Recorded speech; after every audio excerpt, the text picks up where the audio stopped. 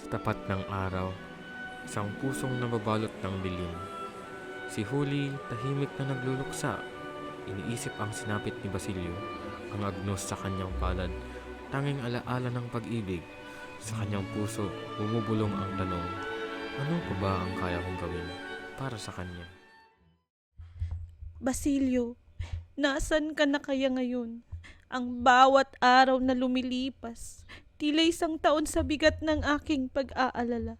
Hindi ko na alam kung saan kukuha ng lakas.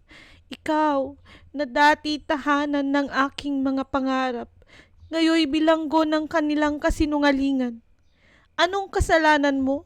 Ang magmahal sa bayan? Ang mangarap para sa kinabukasan natin? Hindi ko matanggap.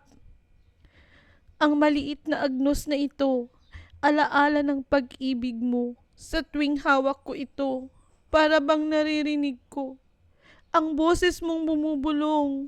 Hintayin mo ako. Pero hanggang kailan? Hanggang kailan ko kailangang maghintay, Basilio? Panginoon, kung may dapat man pong pagdusahan, ako na lamang, palayain niyo siya. Gawin niyo akong malakas kung hindi ko man siya mailigtas. Hindi ko alam kung paano. Pero gagawa ko ng paraan. Hindi kita iiwan, Basilio. Kahit sa isip lang, sa puso, kasama mo pa rin ako. Hindi niya alam kung anong hakbang ang tama. Ngunit sa katahimikan ay may tinig ng pag-asa at pangamba. Isa lamang ang malinaw. Hindi siya pwedeng manatiling walang ginagawa. At sa gabay ng agnos, isang desisyon ang nabuo. Kailangan niyang kumilos ngayon na.